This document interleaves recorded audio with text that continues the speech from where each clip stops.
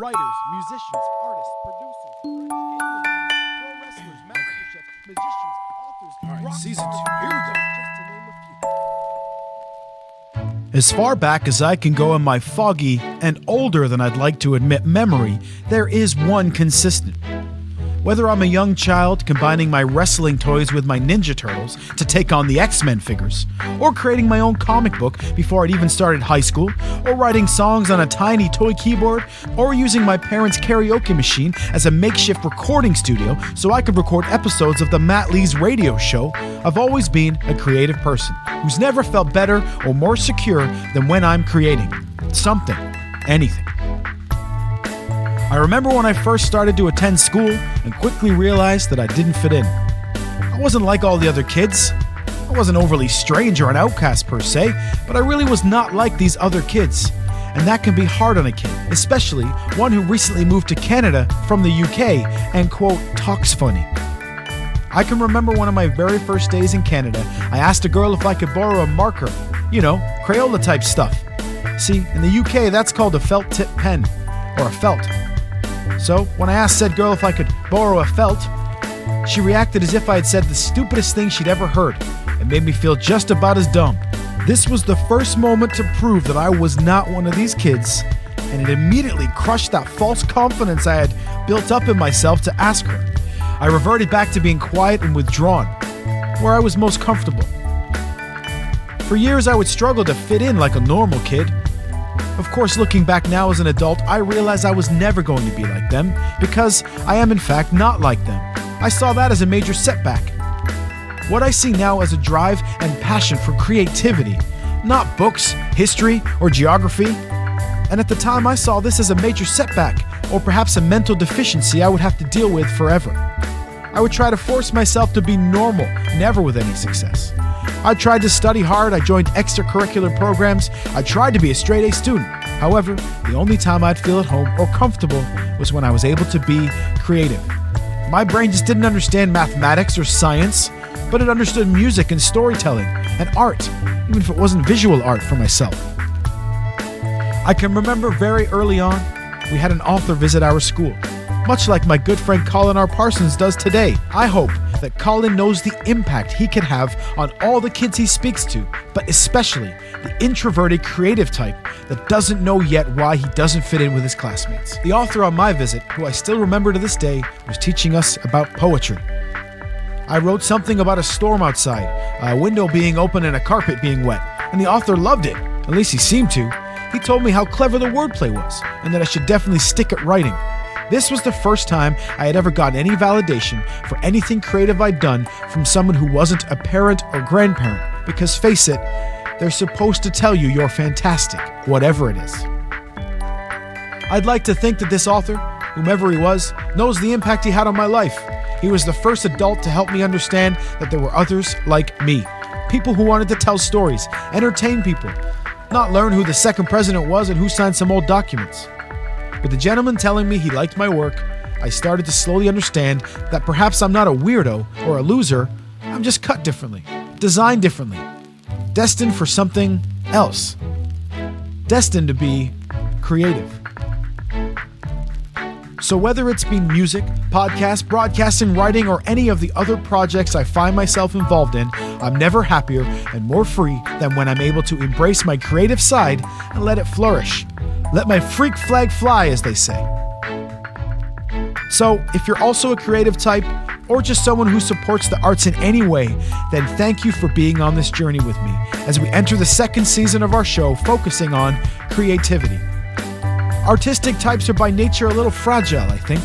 So if you have artistic friends, show them some love. Stream their song, like their photo, read their book, because while most of us are introverts, we also love to have our work acknowledged, embraced, and hopefully enjoyed. Keep supporting the arts and each other, even by simply saying, I like that, or great job. It can make all the difference. The only way people learn about exciting projects from indie folks is when listeners like you share them, retweet them, and review them. And I gotta stress, if you have a friend, child, or a family member who is a creative type like me, they aren't necessarily a lost cause or beyond help. Maybe they just haven't found their thing yet. their avenue to properly express themselves. So, show some love and support and see what they flourish into. And hopefully, they'll find their path like I did. I'm so proud of this show and the community we've created around it, and I look forward to continuing the journey with you all. We've got some great guests lined up for season 2, and I've had some awesome conversations that I can't wait for you all to hear. So thank you for staying with us, and welcome to MattLees Gets Creative Season 2.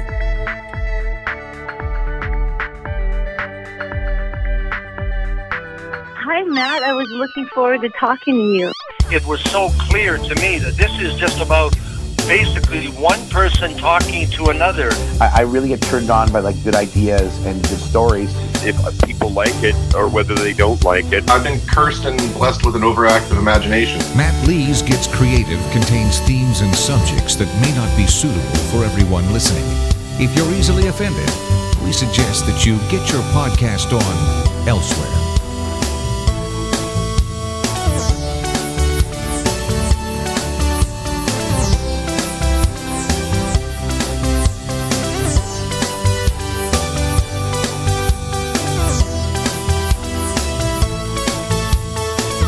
Right here, right now, on MattLees Gets Creative.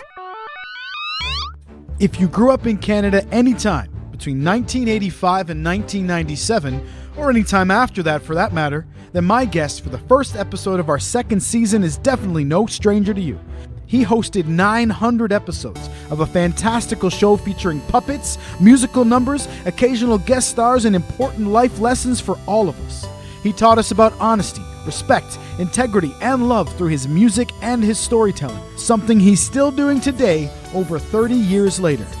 He has a strong belief in the importance of early childhood education and encouragement.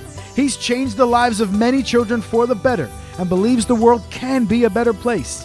He's a Juno and Gemini award winner and a makeshift surrogate father for generations of children. He's a hero and an inspiration to people all over the world, and I'm honored to say he's my guest on episode 1 for season 2 of MattLees Gets Creative, the one and only Fred Penner. Make sure you like and subscribe so you can catch this entire season. Follow us on Twitter at MLGetsCreative. Can't wait to hear from you. Thanks for listening.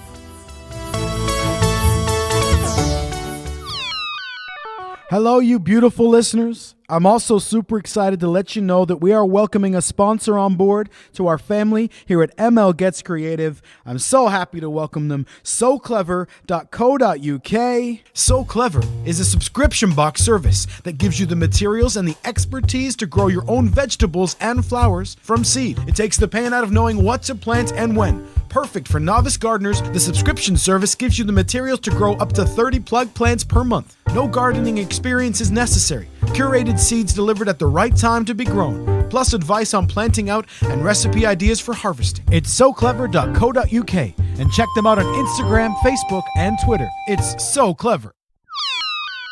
Thank you so much for doing this. It's an absolute pleasure to speak to you. Thank you. As a kid who grew up in the early 90s or late 80s in Canada, what a pleasure. I mean, things like National Treasure come to mind. So it's really a pleasure. So thank you again so much. Thank you. I hope you were warm. Are you in Canada where it's incredibly cold at the moment? Oh, boy, I'm in Winnipeg where it is very, very, very cold. Ooh. Where are you? I'm in just outside of Cardiff in South Wales. But my formative years were near Toronto in Canada, so I'm used to the snow. Okay. But I've come back home to South Wales and I've run away from the snow. So that's wonderful. It's pretty chilly out here right now. It's with wind chill temperatures. It's getting down to 50 below. Oh, oof. Yeah, so it's serious cold. Exposed skin freezes in minutes. Yeah. Things like that. Yeah, I mean, my wife and I have lived here a few years now, and you think you get used to cold, and you think back to Canada, and you think I can handle it. And we visited for Christmas a few years ago, and the immediate reminder was, oh no, it gets actually cold in Canada. Not what we get in Wales. It's actually cold. Proper cold. Anyway, listen, that's enough of us talking about the weather.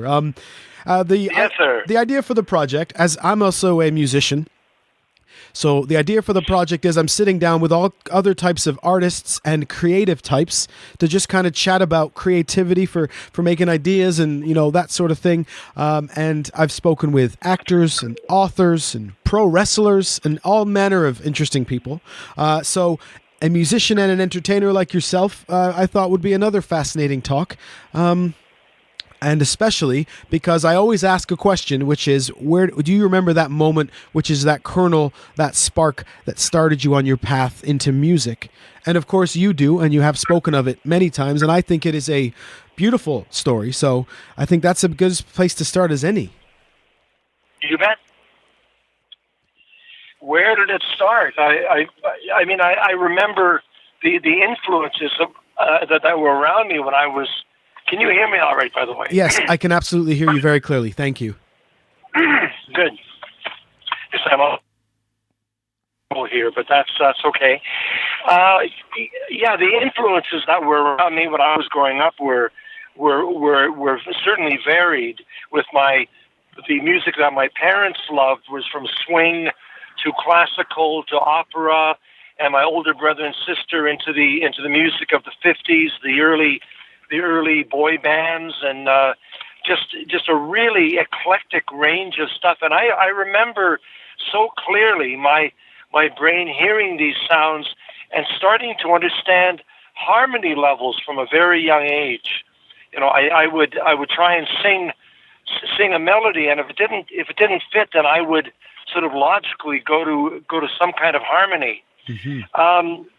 It was really, as I look back, it was really a very, very full musical appreciation that I had. I didn't really start making music until into my preteens, playing piano and upright accordion with my sister and sister-in-law, mm-hmm. and just starting to understand how you actually make music. What is the instrument you're playing with? How do chords fit together? How does a first, third, and fifth actually, make sense? And what are the constructs of a musical pattern? And I was fascinated by seeing how those things worked, how a chord and a melody would fit together. Yeah, and it's that music is that thing that can just bring goosebumps to you, or bring tears to you, or bring pure joy to you, isn't it? And I think we can all remember those memories. For myself, it was my grandparents would love Sinatra and Dean Martin and those types. There you are. But my dad was a rock and roll guy, so I always got every little side and piece of that. And I loved, like you said, learning that music was actually a thing built of chords and structure, not just something that played out of the stereo. Yeah, absolutely. For whatever reason, I mean, my parents were both quite musical, from their early days, and so and my heritage, my Mennonite background, there's so much music and gospel and choral kinds of stuff that's a huge part of my development, and those things just stuck inside at a very early age. I started singing in school choirs, from my grade 3, grade 4, and then just delighted in hearing those sounds that a group can make. One of the biggest influences, really, in my appreciation of music as a communication tool, perhaps, was through my sister Susie, who was born with Down syndrome. You may have read about this along the way. I talk about her often. Yeah. Yeah, and she passed away when I was in my early 20s. She was 12 years old, and she had a serious heart murmur that we knew she wouldn't live past about that age. But the Down syndrome world and their appreciation with music, I've discovered and nurtured over my time and involvement with these organizations. But with Susie, she would listen to a song, a sensitive tune, and it would literally get inside of her to a point of tears or excitement or whatever it was. And as a young man seeing this happening, I thought, that's what this is all about. Mm-hmm.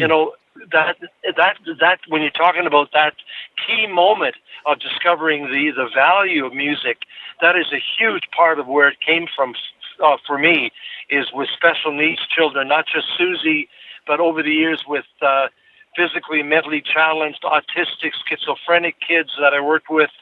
And music was always a calming part and a really strong level of communication that was so vital. Yeah, I mean, it's everyone can take from that, like every all the children watching could be drawn into you and be in that world, and there's something that I don't think, I hate saying this because I sound like an old man, but the kids these days, they don't get that moment where someone like yourself comes out on the television and says something like, "Good morning, friends," or "Hello, friends." And you're talking to me. You're not talking to. It's not a TV show. That's not how my brain works at that time. He said good morning, and you will hear kids say good morning. And I don't know. I don't have children, so it's easy for me to say. But I don't feel like there are those connections anymore, because I feel like there would be a Twitter scandal or a YouTube scandal. And I hope that's not just me being negative, but it's also me being sweet for the past and looking back at that and thinking, boy, that was a wonderful time, and you were such a big part of that. Oh, that's so kind of you to say. I loved the opportunity to do that. It was put on a platter for me. When CBC called me in the mid '80s, they didn't have a concept. All they had was a hope that I would connect, because they had watched my progress, seen me in performance, liked my energy, liked my commitment, hopefully appreciated my lack of or my non-condescending attitude, which often is a part of people who work with children, which drives me crazy. So when the series came along, it was so clear to me that this is just about basically one person talking to another. And a little tangent, in the course of doing Fred Penner's Place from '85 to '97, the director of the show would sometimes come to me, or get a message to me through the floor director, where if things were getting a little frantic and I was losing my focus a bit, the floor director would come to me, look at me and say, "One child." And that was the message from the director, saying, "You're only playing. You're not playing to thousands who are watching this at this moment. All you should be concerned about is speaking to and singing to and telling a story to one child." And then the energy that I bring to the table is suddenly clarified to the max. Yeah, and may I say then, mission accomplished, because that's exactly the feel that you got. And especially when you mentioned the non-condescending thing, because you're so right, it can be so easy for those entertainers at that time to sort of seem like they're not talking down to you. They're not, but that never came across with yourself. And I think it was every little part of it. I think a big part of it is that it's noticeable, it's viewable, that it's part of your passion too. You're not an actor on a set. You're passionate about what you're doing too. I heard in an interview where somebody asked you, what did you do on a bad day? Did you ever have a bad show?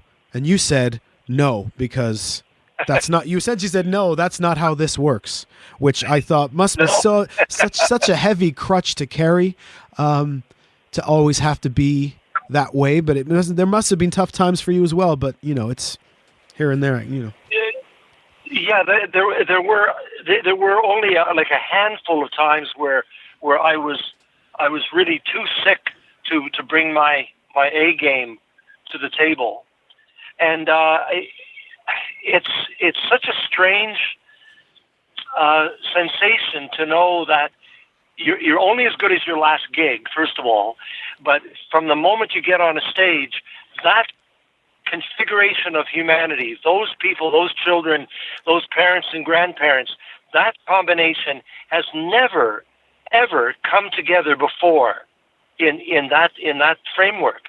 So this is a whole new audience, a whole new energy that I have the opportunity to play with, and for them to interact and dialogue with me through the music.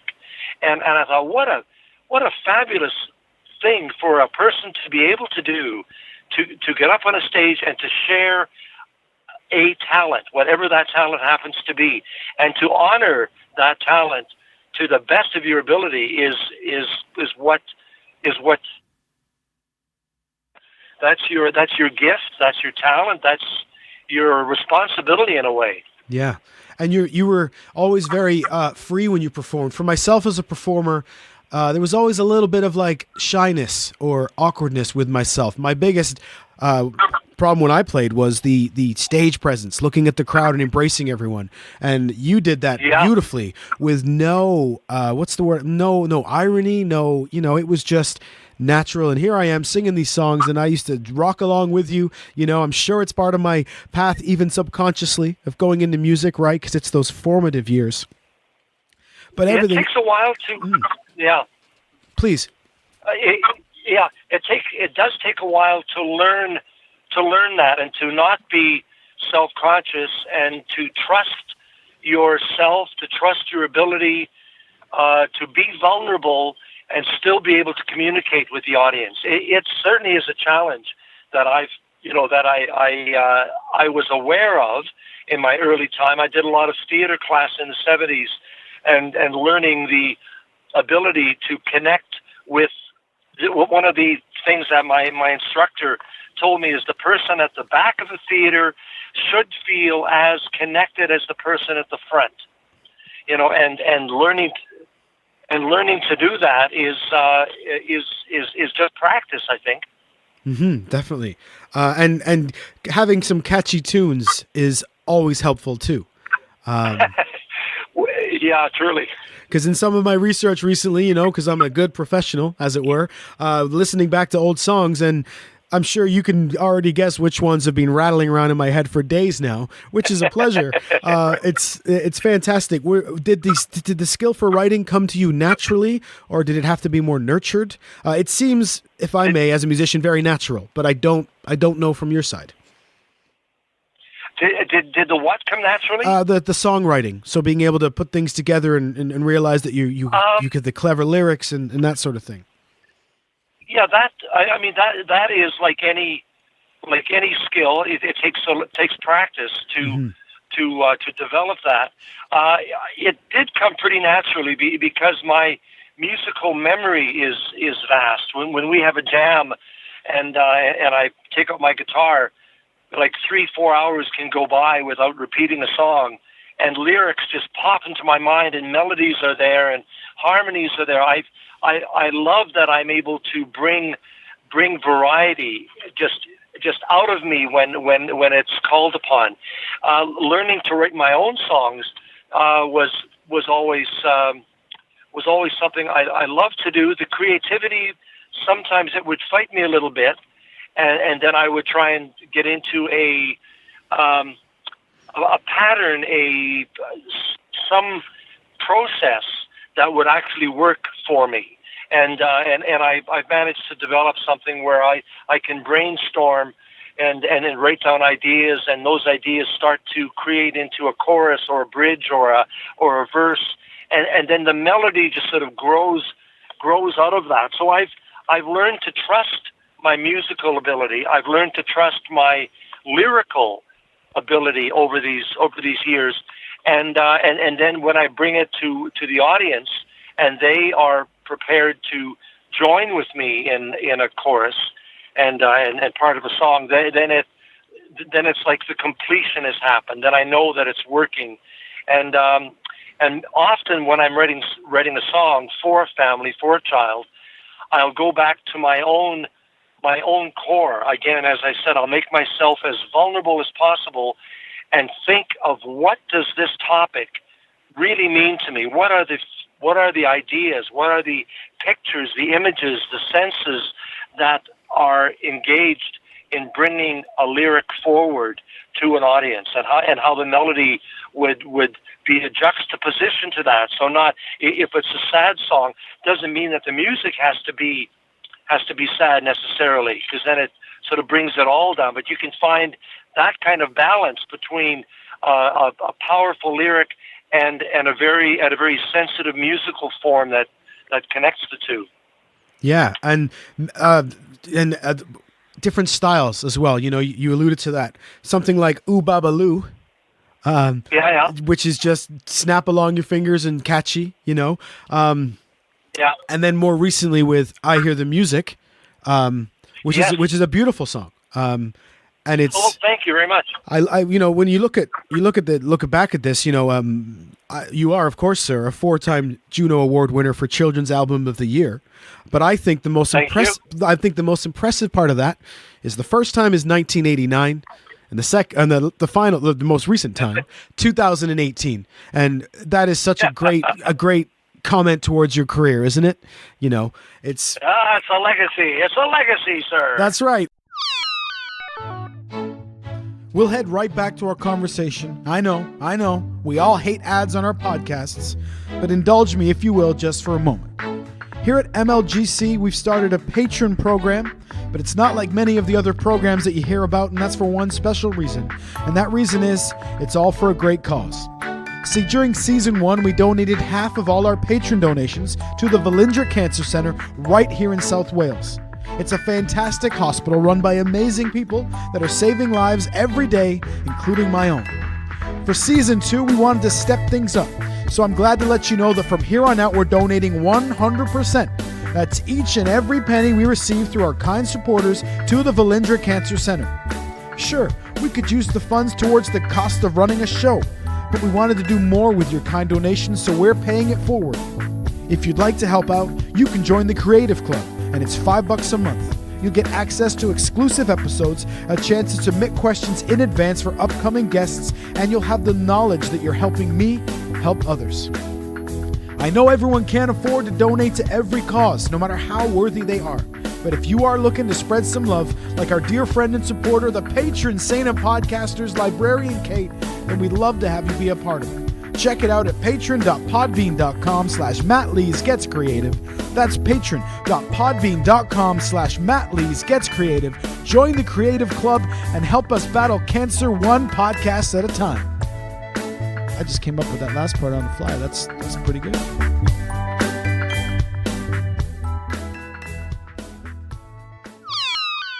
I wanted to know from you, what has changed the most regards to recording, writing, performing an album from your first 1989 Juno and then the most recent one in 2018? What do you think's changed the most in the whole process? Well, I mean, clearly the technology has been a huge, game changer in that one. Doing analog recording back in the 80s was insane. You know, where if you needed to do an edit somewhere, then you either try and go over something, or if you want to do a snip and cut, then you're pulling mountains of tape out and then doing this. It was much more complicated. As much as the analog sound was better, it is in balance. It's much easier now to record something, but that doesn't necessarily make it better. But that's one huge difference along the way. I think emotionally for me, pardon me, emotionally as I move into my senior years here, I turned 72 in November. I start seeing things in different perspective, and putting my life attitudes, understanding what my childhood was, what my developmental years, having children and that stage, and now it's like it's all coming together now, and I feel that I'm more sensitive in a way to my ability. I'm able to go deeper in a way, both musically and lyrically. There's a song that you'll be hearing about very soon. It's being released in Canada as a single. In fact, this is the first interview that I'll even mention this on. Oh wow! Thank you. Coming up on the 8th of February, it's a song called "Somebody Believes," and it was written. I wrote it for an event that I had participated in with World Vision. My son and I had gone to Africa about 15 years ago to a little village to try and encourage Western families to sponsor children in the third world. And from this event that I was at a couple of years ago in Vancouver, I met a young man from the Philippines who had been saved by World Vision, and his story was just so engaging. The phrase "somebody believes" came out of that, and we have now done a big production, choirs. It's a very powerful piece with a video that'll be coming out soon as well. But that's on February the 8th. And if you need more information on that after the 8th, I'd be happy to send that to you. But I think that my perspective on what I am capable of creating, and the attitude that people give to me as a person who's been in the business for 4+ decades, there is a level of respect and honor that people are giving to me, which sits very, very deeply inside of me, that allows me, again, to create something on a broader scale that maybe tries to go a little bit deeper, and encouraging people to understand, for instance, with this song, that somebody does believe in you, and you can make a difference in the life of others by believing in them. So I'm getting into this deeper path of really how, maybe it's the circle's complete, because I knew in the beginning with my sister Susie how music could really make a difference in her life, and now after all this time, it's the same thing for me. I am so completely understanding how powerful that really is. Yeah, and I think the world does need more positivity. It sounds like a token thing you would say, but even when I was watching back to clips and thinking back to myself as a kid watching the old Fred Penner's Place, the first thing that I thought was, boy, I'm angry these days. Because I made that comparative jump of like when I used to watch you to when I was watching you for, at that time. So there's a lot of anger in the world, and there's a lot of negativity, and something like somebody believes in you is such a beautiful idea. And I think it's such a good time for it, I think. That's crossed my mind. It didn't 3 years ago. It wasn't as accurate as I think it is now. But boy, we're in such turmoil in this planet. We need desperately to really come together and be a little more not just understanding, but compassionate and loving and aware of where this world is going, and really try and make that difference with each other. Yeah, and it's not an easy thing to do, but I think it's so important. I mean, I'm not perfect, but I try so hard to be decent and be kind and be understanding. And it's just, I think part of that is from the formative years of watching television programs like yourself. And at the beginning of our talk, I even said they don't make them like that anymore. And maybe that was more true than neither one of us thought it was. Well, it was a very interesting time of life. We were still in some degree of innocence back then. Mm-hmm. In the 80s, the technology had not grabbed us by the throat. We were still pre 9/11. There was very few programs for children that were happening, and those that were there were national things. With the performers who were coming out then, myself and Sharon Wilson Bram and Rafi, we were answering the call to the post-war generation, the baby boomers, who are now having one of the largest demographics ever to go through history, and they were demanding quality entertainment for their children. And that's where all of this came from. That's where Sesame Street came from. That's where Robert Munch and all these great writers evolved. It was a huge creative time of life, those 80s, and now it's mixed up somehow. Yeah. My mother would have called it upmixed, but it's things have changed. But I think we really need to hold on to those very basic fundamental values that are human values, the importance, in Aboriginal culture, and much of that is referenced on Hear the Music album, is the importance of courage and humility and love and trust and wisdom. All of those things are constant, and we as human beings need desperately to adapt those and make those part of our day-to-day life. Yeah, I mean, beautifully said. And I just hope that can help. And I think if we get people listening to this album, it's going to help, because I was in a better mood after I listened to it than I was before. And I think that's a great, that should be on the CD cover, when they put the little blurbs in it. Oh, you're sweet. Thank you. I won't take up too much more of your time, sir, but I did want to ask regarding musicians. Have you worked with the same guys for many years, or is it lots of different groups? Because I find when I talk to musicians, it's always different, But whether it's a same group of musicians that play together for 20 years, or they're always different and kind of dropping in and out. So I don't know what that's like for you. Yeah, it's certainly there is lots of dropping in and out, and every project has a different combination. One of the constants for the last 20 plus years has been a fellow named Paul O'Neill, who we've toured together for a long time. He produced the Moonlight Express album I did a while back. He produced this latest song, the Somebody Believes tune, which brought in a really interesting cross-section of people. There's a fellow named Joey Landreth, who is performing in the in your part of the world, I believe. Check that out. He's an amazing talent. Anyway, so for every project, a new combination comes together. With the Hear the Music project, the producer was Ken Whiteley, who had done 4 of my albums in the beginning of my career.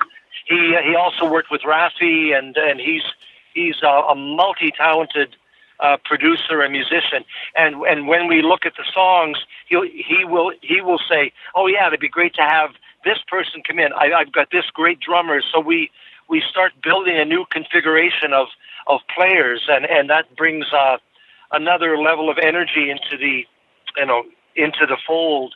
And it's just, from a musician's point of view, it's really exciting to work with other players for that reason, because you get to hear a little nuance, a slightly different direction, a little harmony variation.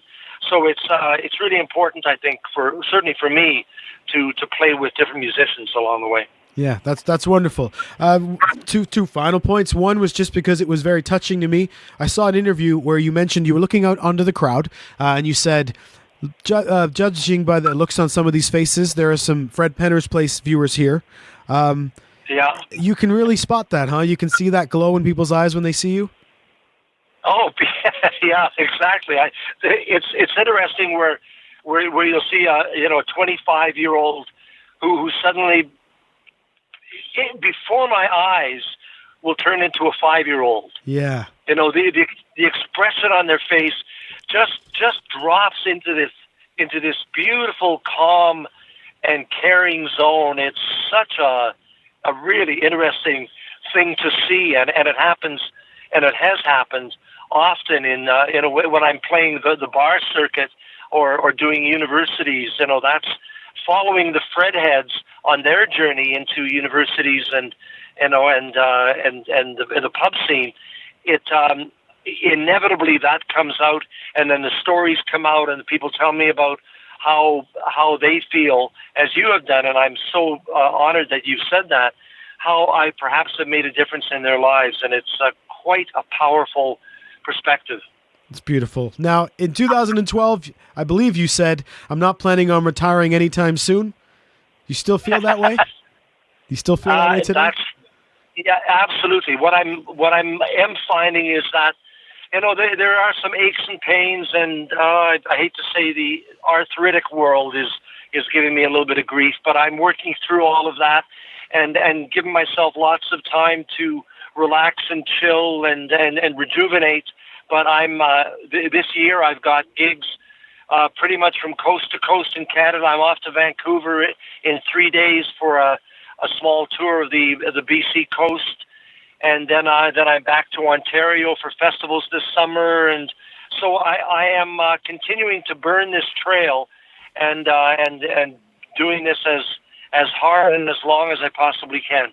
And it's fredpenner.com to make sure you don't miss anything. Is that correct? That's correct. Well, listen, on behalf of myself, firstly, for joining me on my podcast, I couldn't have imagined such a wonderful guest. Thank you so much for doing that. But more importantly, on behalf of myself and all the kids of my generation and many generations, thank you for everything that you did for us and that you brought to us. I'm sure there was many sacrifices along the way, but none of us could tell, and it was an incredible experience growing up watching you. So thank you from all of us as well. This has been a very lovely conversation. I really appreciate your time and energy and communication. Thank you. And what I'll do is I'll send you a tweet your way once the show is up and ready, just in case you'd like to hear it. Absolutely, and I'll do some social media redirecting to it. Absolutely, that's right, because we are techno gurus, you know. That's right. Listen, thank you so much. Stay warm, stay safe, and all the best to you. Hey, get me a gig in Wales, would you? I'd love to. I'll work on it right away. I can't even get myself one, okay, but I'm on it. I think you have more pull than I do. I'll see what I can do. Next time on MattLees Gets Creative, brought to you by SoClever.co.uk. It's so ridiculous. I work at a prop house now. Right. Well, I used to, and that was the one thing that drove us crazy. Is like the prop masters were like, "Oh, what about the screw head?" And I'm like, "And you want to say, dude, nobody's going to see it." And granted, in high def, you could, but in reality, I always say, if they're looking at the screw, dude, they're not watching the movie. Yeah, it's we're doing just like, something else wrong if they're focusing on that. Exactly. Make sure you're following us on social media at ML Gets Creative. That's for Twitter and Instagram. We got a Facebook group, and you can email us, MattLeesGetsCreative@gmail.com. Welcome to Season 2. Thanks for listening.